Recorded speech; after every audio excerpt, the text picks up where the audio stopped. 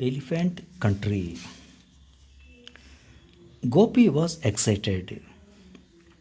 He had never been to Periyar before. Now he and his parents and his sister were going to spend 2 nights in a forest bungalow deep in the jungle. Gopi decided to take his new camera. Perhaps he could take a photograph of a wild animal. The Periyar Lake lies up in the Cardamom Hills on the border between Kerala and Tamil Nadu. When the valley was flooded many years ago, all the trees were left standing. They still stand there today. The water has made them hard as rock. They rise out of the lake like the masts of sunken boats. Periyar is famous not only for its lake but also for its game reserve. Here you can see dozens of elephants and wild boar. If you are lucky, you may see a tiger too.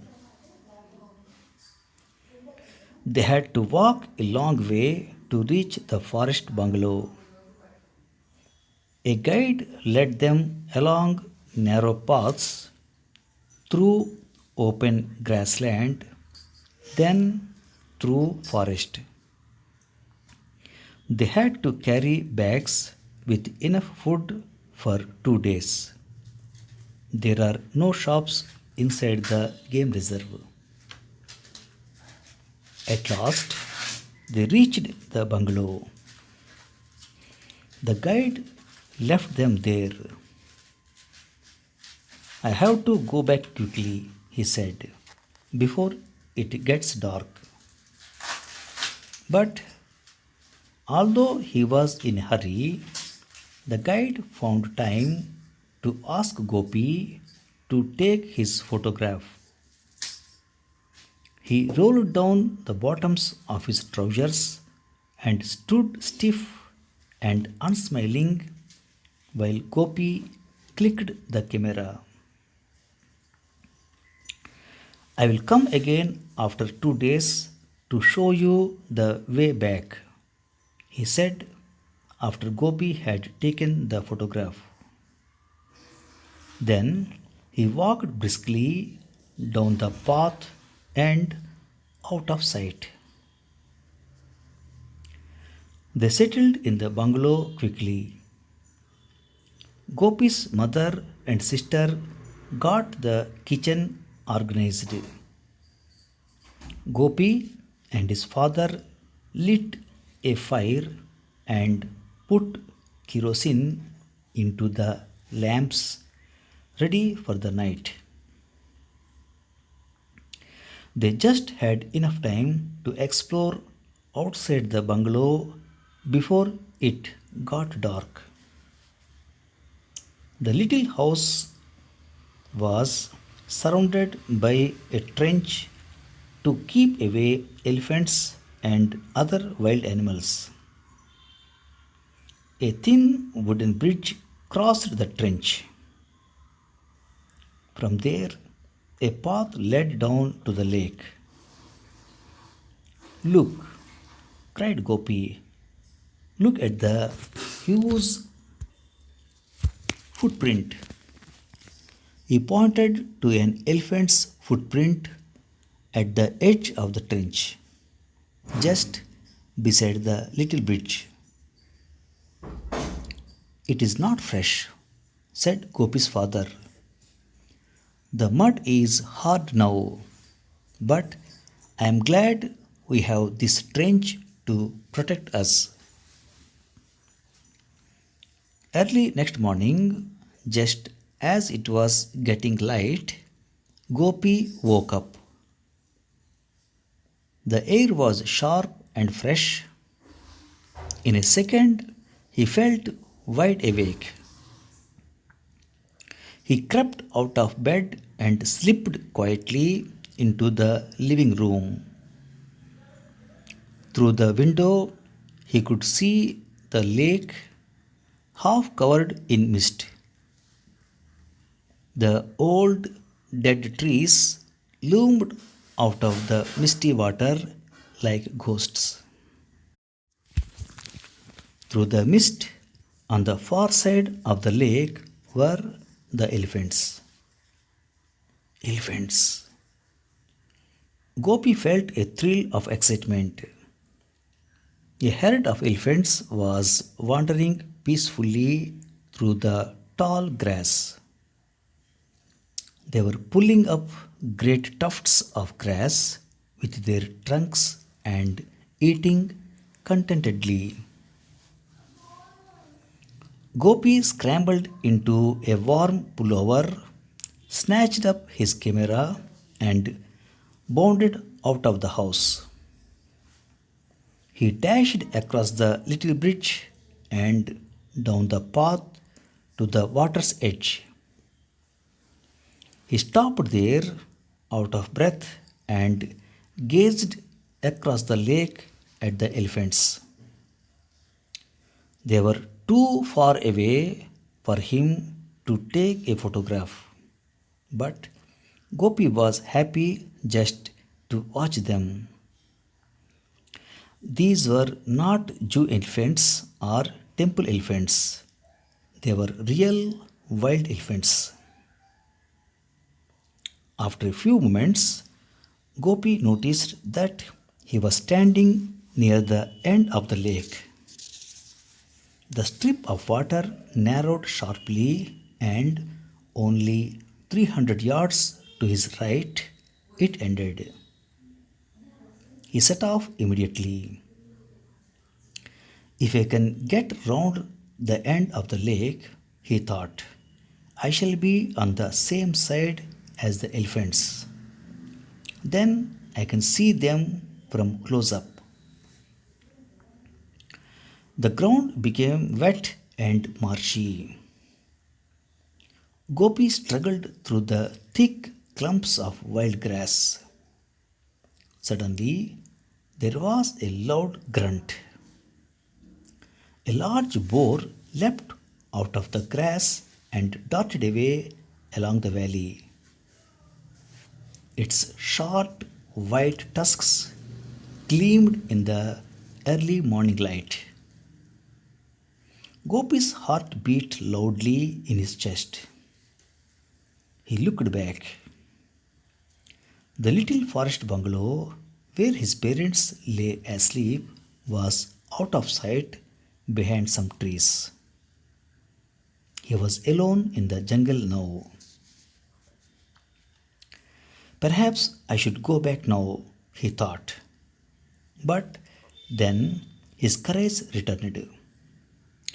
After all, he said to himself, the boar was even more frightened than I was. He bent down and touched the damp earth where the boar had been digging for roots. Fear and excitement mingled in his breast. He felt more alive than ever before. Soon he had circled the lake.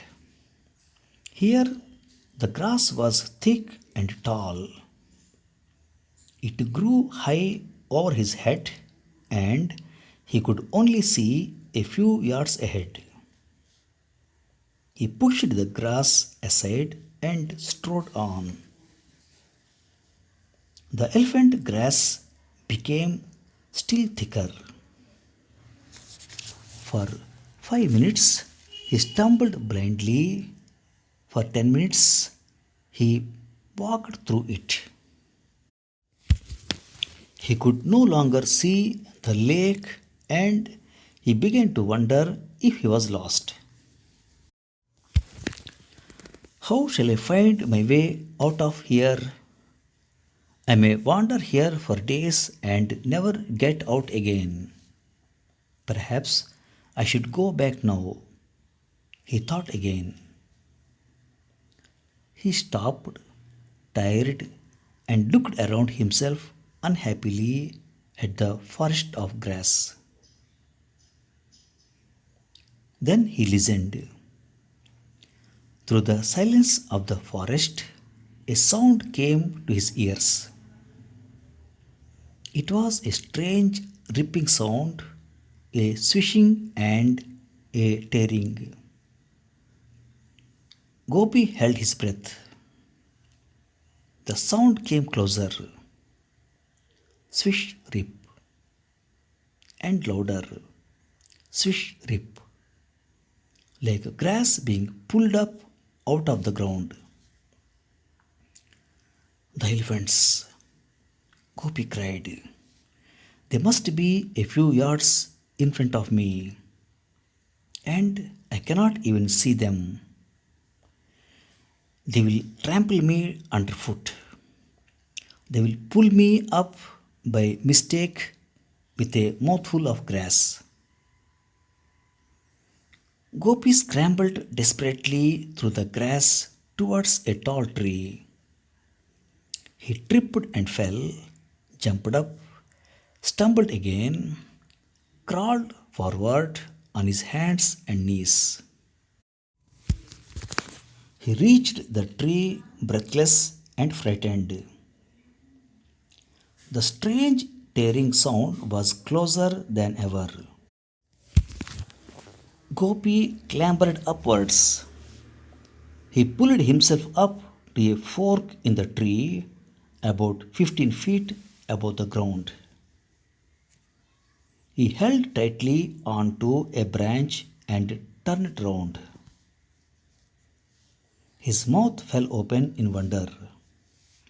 There, only 30 yards away, was the herd of elephants. They wrapped their great tusks around the grass, wrenching it up into the air and stuffing it into their mouths. Gopi counted about 15 big elephants and 5 babies.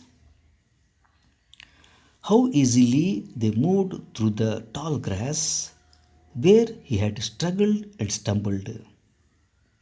How effortlessly they pulled up the huge tufts. How graceful they were, and how contented. A large family munching its breakfast. The elephants drifted still closer, and Gopi's right knee began to shake. What if the elephants see me here? He thought. They may think that I want to kill their babies. They could pull up my tree as easily as a tuft of grass. Suddenly, Gopi realized that his tree was not very tall. The leading elephant was only 5 yards away now. Its rough, grey, old back reached almost to the fork where Gopi's knee was shaking more than ever. It can catch me easily here with its trunk, he thought. I am not high enough. But he dared not move now. Just then, the leader of the herd stopped. All the other elephants stopped too. There was silence in the forest as the elephants stood motionless, listening. Then the leader raised its trunk high in the air and smelled the wind. Gopi gripped the branch of the tree in terror. He waited for the attack by an angry mother defending her children. He waited for death. Still, the elephant smelt the wind. Then, slowly, Deliberately, it lowered its trunk, turned, and moved gently away. The whole herd followed. They sauntered back through the forest the way they had come, relaxed and unhurried. And the only noise they made was the swish rip as they pulled up the great mouthfuls of grass along their path. Soon they had disappeared, and the forest was silent again. Gopi did not climb down immediately. Now both his knees were shaking. His hands were shaking too. How my father will shout at me if I tell him about this, he thought. I was a fool to come here. The elephants could have killed me so easily, but perhaps they knew that I would not hurt them. They were not frightened of me. They only wanted to be left in peace. Yes, this is elephant country. Men do not belong here. What magnificent animals! So strong and so gentle. When Gopi returned to the forest bungalow, his parents were awake and worried. Where have you been all this time? His father demanded. We called you and looked for you everywhere. Oh, said Gopi vaguely. I just went down to the lake to photograph the elephants. His father seemed relieved. Yes, I saw some moving off into the forest on the other side of the lake. Well, don't go off on your own again, Gopi. No, I don't think I will, said Gopi. And did you take any good photos? His sister asked. Oh, well, Gopi stammered. So far, I have only taken one photo of our guide. Everyone looked at him strangely. As a matter of fact, I forgot to photograph the elephants. Thanks for listening.